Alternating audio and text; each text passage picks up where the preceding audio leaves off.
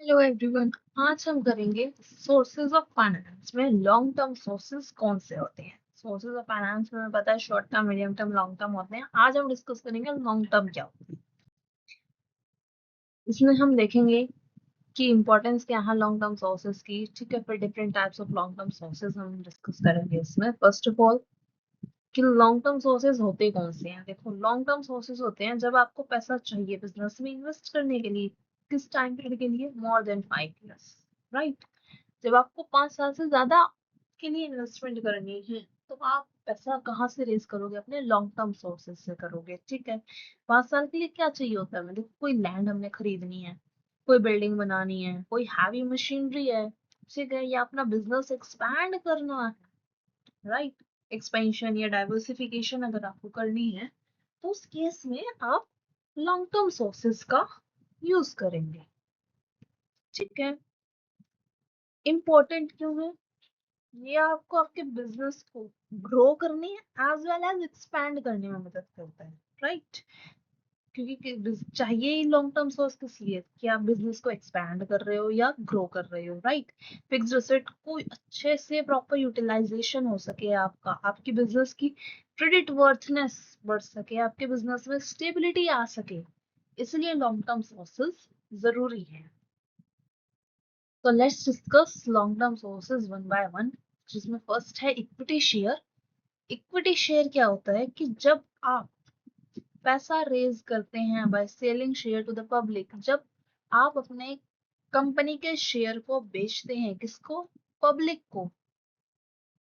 तो वो शेयर्स क्या कहलाते हैं जी? इक्विटी शेयर्स कहलाते हैं। और जो उस शेयर को खरीदेगा वो बन जाएगा शेयर होल्डर।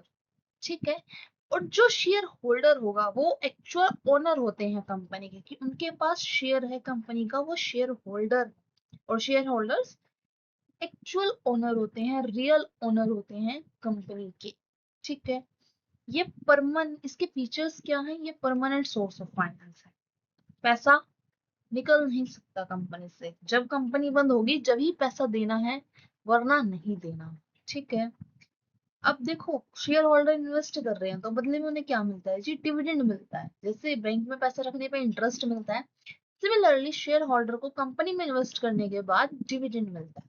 ठीक है, इसके अलावा उन्हें वोटिंग राइट्स मिलते हैं कि वो कंपनी में वोट कर सकें। Voting rights in the sense कि अगर कंपनी को कोई डिसीजन लेना है, ठीक है, कंपनी चाहती है एक्सपैंड हो बिजनेस, तो जितने शेयर होल्डर है वो अपना वोट देंगे कि हाँ, हम एग्री कर रहे हैं कि एक्सपैंड होना चाहिए या नहीं होना चाहिए, इस तरीके से।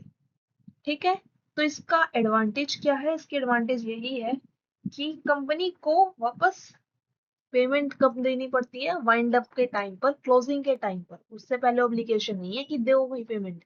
ठीक है, बट नेगेटिव क्या है? Ownership gets diluted. जितने ज्यादा नंबर ऑफ शेयर होल्डर आ जाएंगे, राइट, उतना ही जो कंपनी में कंट्रोल है वो डिल्यूट हो जाएगा। देखो, किसी चीज को चलाने में 2% चला रहे हैं तो किसी बात पे एग्री करेंगे, लेकिन अगर 100 चला रहे हैं, 1000 चला रहे हैं, तो 1000 के तो व्यूज मैच करना इम्पॉसिबल है, राइट।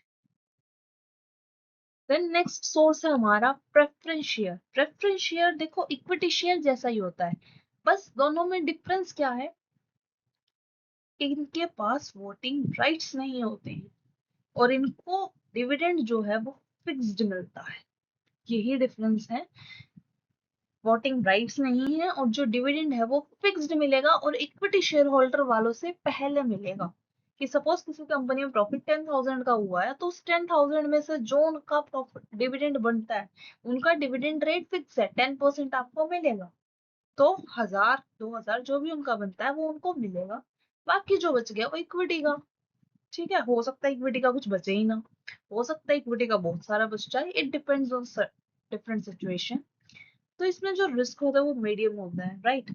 स्टेडी इनकम होती है, एक फिक्स होता है, पता होता है कि ठीक है, इतना डिविडेंड, इतने परसेंट डिविडेंड का मुझे मिलेगा मिलेगा। इस तरीके से इन्वेस्टर को पता होता है। तो इसका पॉजिटिव पॉइंट यही है कि फिक्स रेट ऑफ रिटर्न है इन्वेस्टर के लिए। लेकिन नेगेटिव क्या है जी? अगर प्रॉफिट कम है कंपनी के, सपोज मैंने कहा प्रॉफिट ही 10,000 है, तो उसमें से कंपनी क्या ही देगी? और अगर प्रॉफिट हुआ ही 1,000 रुपए का है, तब तो क्या ही देगी? तो इसलिए अगर प्रॉफिट कम है तो इसे इशू नहीं करना चाहिए।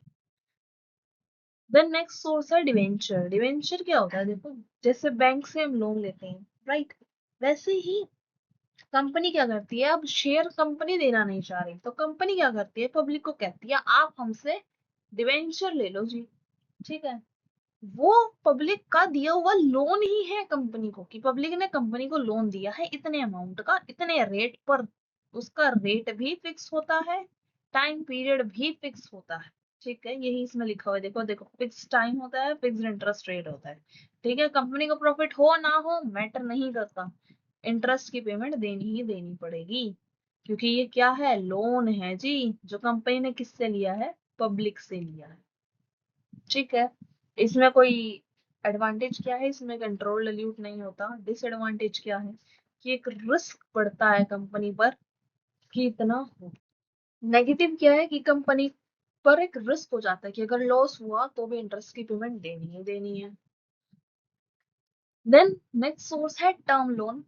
ठीक है, टर्म लोन मतलब यानी कि आप लॉन्ग टर्म लोन ले रहे हैं, बैंक से ले रहे हैं, फाइनेंशियल इंस्टीट्यूशन से ले रहे हैं। ठीक है, बैंक लोन का तो आपको पता ही है, फाइनेंशियल इंस्टीट्यूशंस में आ जाते हैं, सिडबी हो गया, आईडीबीआई हो गया, आईसीआईसीआई हो गया।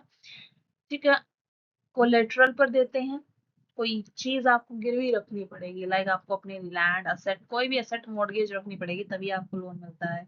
ठीक है, और पिछले सोर्सेज में आपने कुछ मॉर्गेज नहीं रखा था, लेकिन इस सोर्स में आपको कोलेटरल रखना पड़ता है। ठीक है, इंटरेस्ट देना पड़ता है।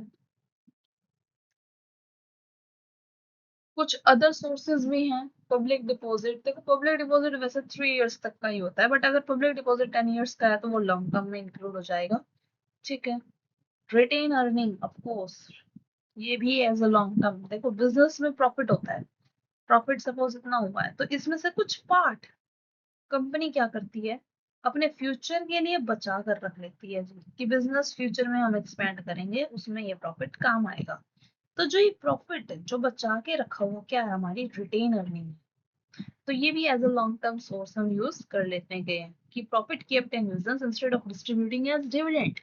आपने डिविडेंड नहीं बांटा, पूरा पूरा प्रॉफिट एज अ डिविडेंड नहीं दिया, आपने कुछ बचा कर रख लिया, और वो बचा हुआ प्रॉफिट क्या है, रिटेन अर्निंग। ठीक है, वेंचर कैपिटल, जब आप मनी को अपनी में अपनी मनी को इन्वेस्ट करते हैं किसी न्यू प्रोजेक्ट में, न्यू रिस्की आइडिया में, वो वेंचर कैपिटल होती है। ठीक है, ये थे लॉन्ग टर्म सोर्सेस, जिसमें हमने देखा कि इक्विटी शेयर्स क्या होते हैं, प्रेफरेंस शेयर्स क्या होते हैं, डिवेंचर्स के बारे में देखा, टर्म लोन देखा, और कुछ अदर सोर्सेस भी देखे। हर एक सोर्स के अपने बेनिफिट्स हैं, अपने लिमिटेशन है। इट डिपेंड ऑन बिजनेस की वो कौन सा चूज करती हैं, कौन सा नहीं करती हैं। ठीक है, थैंक यू।